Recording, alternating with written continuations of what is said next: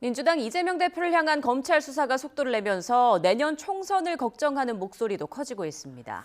아직 1년여 시간이 남아있어 정치적 운명을 속단하긴 이르지만 연초부터 악화하는 여론 지표에 거취 표명에 대한 압박도 만만치 않은 상황입니다.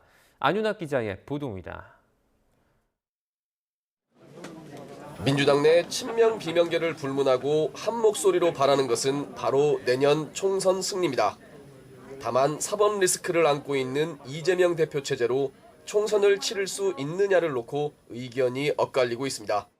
당대표를 유지하는 게 맞고 또 그리고 당대표를 하지 않는다고 하더라도 우리 당에 아무런 어떤 정치적인 어떤 부담을 덜어주는 데 도움이 되지 않기 때문에 국민의 시각에서 볼 때 어떤 게 당당하고 떳떳한가 이렇게 나가야 된다고 생각하고 그러려면 정해진 당원대로 하는 것이 맞지 않느냐.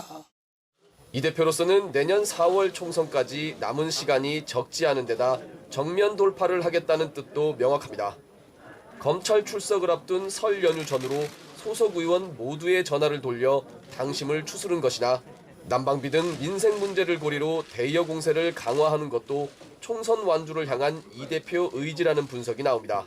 난방비 폭탄으로 우리 국민들이 겪는 고통이 이루 말할 수가 없습니다.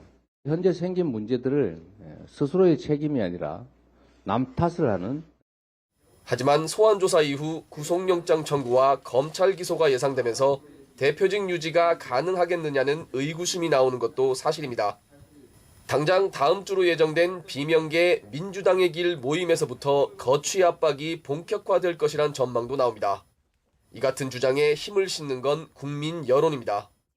YTN 여론조사에서 총선 캐스팅 보터가 될 무당층이 검찰 기소 시 대표직 사퇴에 더 손을 많이 든 것도, 최대 격전지로 꼽히는 서울 지역 당 지지율이 밀리는 것도 이 대표에겐 불리한 상황입니다.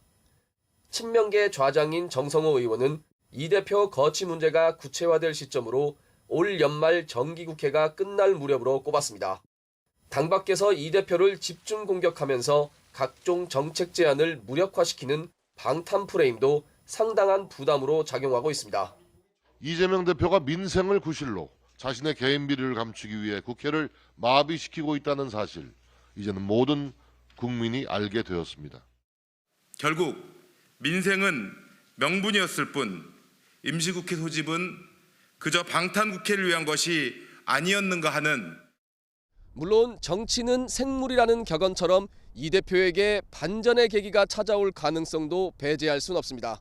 하지만 총선은 다가오는데 민주당 지지율 회복은 어렵다 판단될 경우 이 대표의 결단을 촉구하는 목소리도 커질 수밖에 없을 것으로 보입니다. YTN 안윤학입니다.